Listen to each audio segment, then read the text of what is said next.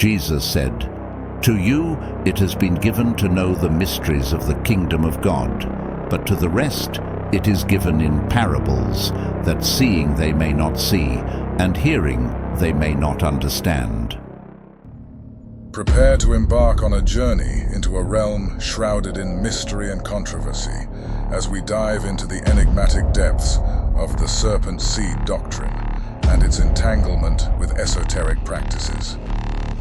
Join us today as we uncover the startling assertions made by believers in this doctrine, who challenge conventional wisdom by suggesting that certain truths within the Genesis story have been deliberately obscured by the church. In a startling twist, they propose that Cain is not the son of Adam, contradicting the widely accepted narrative. Now let's voyage into mystery and the shadows of ancient secrets, and prepare to question everything you thought you knew.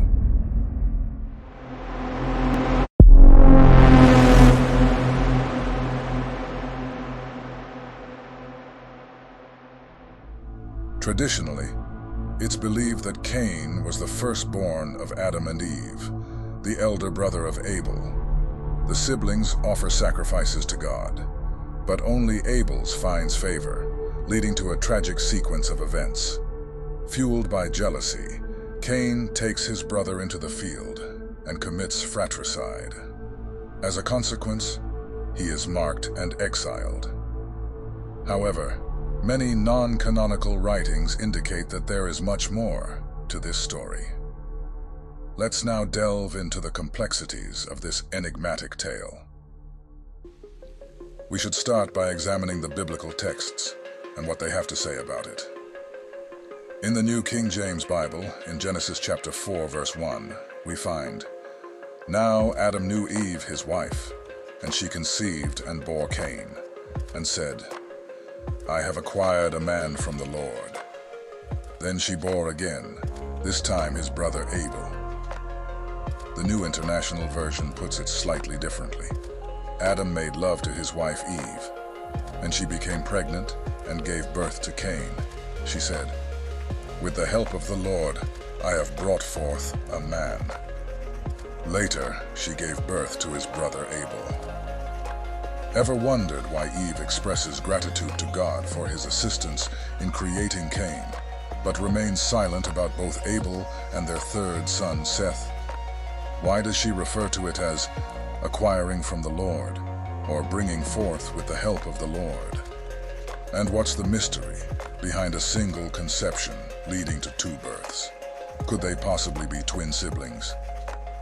As asserted by proponents of the serpent seed theory, the key lies within the Jerusalem Targum, also recognized as the Targum Jonathan.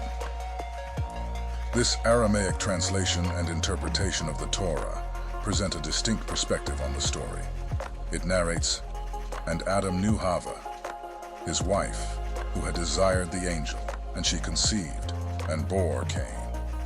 And she said, 'I have acquired a man, the angel of the Lord.'" According to this interpretation, Cain is portrayed as the physical offspring of Eve and Satan, possessing the appearance of a divine being. This perspective suggests the existence of two distinct bloodlines in the world, one belonging to Satan and the other to Adam. Could this be the explanation behind the dichotomy of blood types being labeled as either positive or negative? Why does hemolytic disease manifest in humans despite belonging to the same species? Interestingly, science has yet to provide a satisfactory explanation for these phenomena. Hemolytic disease arises when an Rh-negative mother carries an Rh-positive child. Her blood produces antibodies to combat a foreign substance, similar to how it would react to a virus, leading to the destruction of the infant. Circling back to Cain, the Gnostic writings like the Gospel of Philip further support this belief as it reads, "The first created man was virtuous, but his children were not. If he had been born rather than created, his children would have been virtuous. Instead, however, he was created, and then he had children. And look at what virtue came out of that. First adultery, then murder. Cain was conceived by adultery, for he was the son of the snake. Like his father, he was a murderer and killed his brother Abel. The secret book of John also mentions Cain as the son of the serpent called Yaldabaoth. The Zohar, which is a foundational work of Kabbalistic literature, states that when the serpent injected that slime into Eve, she absorbed it.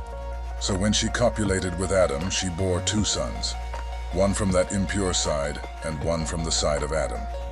Cain was certainly the son of the impure spirit, and deriving from the side of the angel of death, he killed his brother.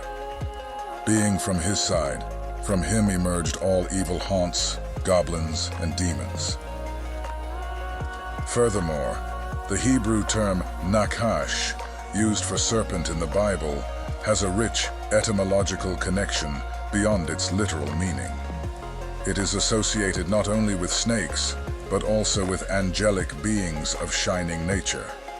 This suggests that the serpent in the biblical story could symbolize a supernatural force, possibly an angelic being like Samael.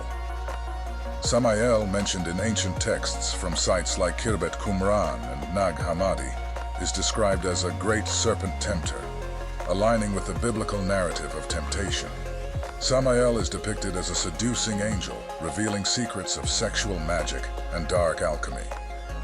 Serpent symbolism across various ancient religions and mythologies further emphasizes the significance of these entities, often representing both divinity and mystery.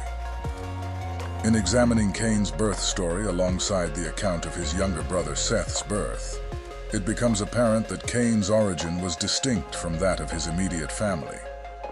While Seth was born in the likeness and after the image of Adam, implying a direct lineage, Cain's birth lacks this association. This suggests a supernatural aspect to Cain's origin.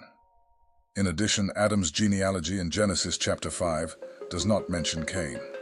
It goes on to say, "And Adam lived 130 years, and begot a son in his own likeness, after his image, and named him Seth." Is this why the Apostle John describes Cain in his Gospel, 3:12, as not as Cain, who was of the wicked one and murdered his brother? Another intriguing connection between Cain and his extraterrestrial origin is the introduction of the giants, referred to as Nephilim, right in the following chapter. Genesis 6:4. There were giants on the earth in those days, and also afterward, when the sons of God came into the daughters of men, and they bore children to them. Those were the mighty men who were of old, men of renown. Advocates of the line of Seth view assume that the identity of the sons of God in Genesis 6 should stem from its immediate context, rather than drawing upon references from Job or Jude. This view holds that the sons of God refers to the descendants of Seth, while the daughters of men refers to the descendants of Cain. In other words, the righteous line of Seth intermarried with the unrighteous line of Cain, leading to societal decay. Comprehending the pre-flood lineages and their significance in salvation history holds great importance. It's through a thorough grasp of the genealogies outlined in Genesis 4:5 that one can acquire the necessary context to understand who the Nephilim were. Notably, Augustine, along with the reformers Luther and Calvin, concurred with this interpretation. The union between these two lineages resulted in unparalleled wickedness, ultimately culminating in the flood. Subsequently, Israelite law would later enforce restrictions on intermarriage outside the Jewish community, aiming to safeguard the covenant people against calamity. Little known is the notion that Cain and Abel might have been twins, a possibility often overlooked in traditional interpretations. In typical Hebraic descriptions of multiple births, the narrative usually includes both the conception and birth of each child, as seen in Genesis chapter 29, verse 32-33. where it specifies that Leah conceived and bore a son, and then conceived again and bore another son. It is noteworthy to observe the wording in Genesis chapter 4, verse 1-2 in this context. Now Adam knew Eve, his wife, and she conceived and bore Cain. And again, she bore his brother, Abel. Take note that there is a single conception, but two births. The Hebrew term for again is asaph, signifying the addition of something. In this instance, the birth of Abel was added to the birth of Cain, confirming that Cain and Abel were indeed twins, like a canine female that can conceive from different male dogs within one litter. Eve is depicted as having conceived Cain and Abel, twins in the same womb, by two different fathers. To finalize, what lies beneath the surface of the Cain and Abel narrative beckons with tantalizing allure, hinting at secrets yet uncovered. As we peer into the depths of the biblical texts, it becomes evident that every answer breeds further mysteries. The journey of unraveling these ancient tales is not a linear path to enlightenment, but rather a winding road fraught with intrigue and uncertainty.